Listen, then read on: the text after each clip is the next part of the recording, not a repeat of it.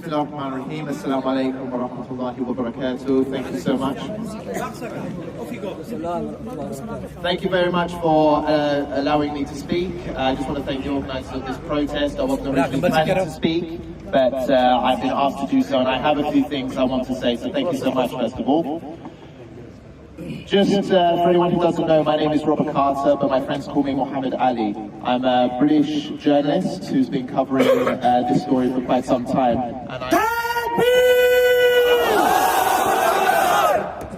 And alhamdulillah, I'm also a Muslim. I converted to Islam when I was about 16, 17, and I can say without a shadow of a doubt, it was the greatest decision I ever made in my life. The greatest decision I ever made in my life, and I'll tell you why. Because Islam is the truth. Islam brings justice to humanity, and the message that the Prophet ﷺ brought over 1,400 years ago is the greatest message that humankind has ever received.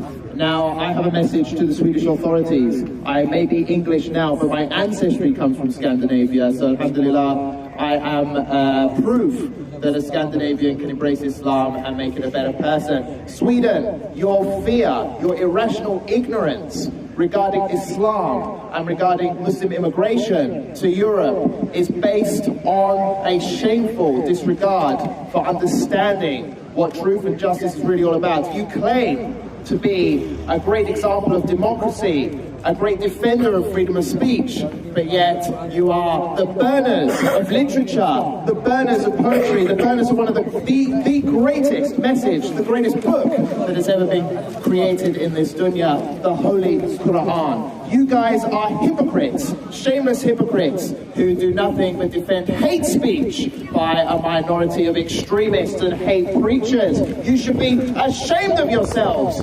How dare you try to lecture others, particularly those from the Muslim world, about democracy and freedom of speech and human rights when you promote the destruction of literature, the destruction of books like Nazi Germany did. Shame on you! Shame on you!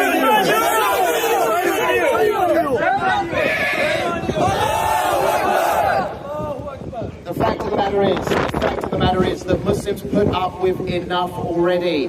Muslims in the Muslim world have their countries bombed, destroyed, occupied and humiliated on a regular basis.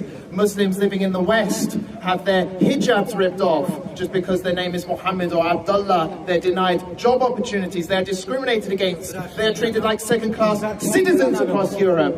Yet, one thing that the Muslims do all the time is they put up with it. And do they do anything in response?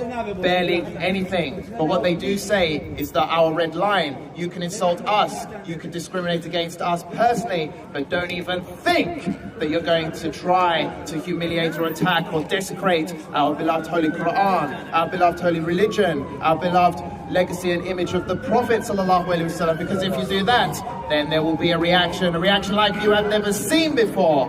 And I'm talking about Muslims utilizing all means, peaceful means at their disposal to pressure you, to sanction you, to shame you, to humiliate you as you deserve. How dare you lecture the Muslims on how to behave as if we are somehow backwards or barbaric savages. We are going to lecture you on what freedom of speech really is by using it with Islamic ethics, which is about peace, justice and defending human rights, inshallah.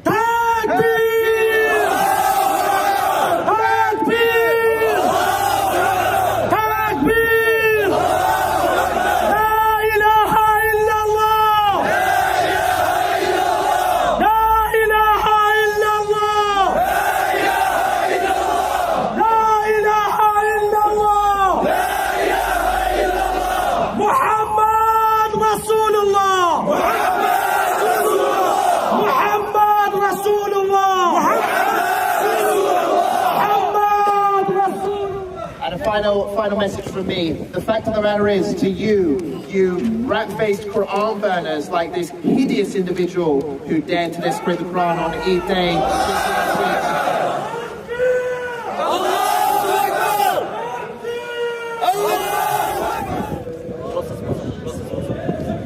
Okay. final message from me to all of those who burn the Quran, all of those rat-faced individuals who think that it's acceptable to behave this way against one of the most beloved holy scriptures on the planet, to offend 1.8 billion Muslims around the world. My message to you is that your actions are as pathetic as you are, because the Quran has been memorized by millions of Muslims around the world. You can burn as many Qurans as you want, but as long as there is Muslim breath still alive today, the message of the Quran will continue to spread. It will continue to grow. Inshallah, in my lifetime, Islam will be the largest religion on this planet. Islam has survived the greatest, most powerful empires have attacked Islam, have attacked the Muslim world. The Mongols, for example. And what happened in the end? They converted to Islam, inshallah, and Islam continued to spread. So my message to you is clear. Do what you want. Allah is the greatest of planners. Allah subhanahu wa ta'ala will humiliate you in the end, just as he humiliated Sweden previously. And I urge the Muslim world to continue its actions to defend Islam, to defend Allah and his message, because ultimately, if the Muslim world comes together, then there is nothing stopping us. And I think that the numbers that we've seen come out globally, putting Sweden on the back foot, making them apologize and admit that their actions has been Islamophobic, that is the greatest victory that we can achieve. We don't even need Muslim governments to force this. We just need to utilize the power of the Muslim Ummah through mobilization. Thank you very much. Assalamu alaikum wa rahmatullahi wa barakatuh.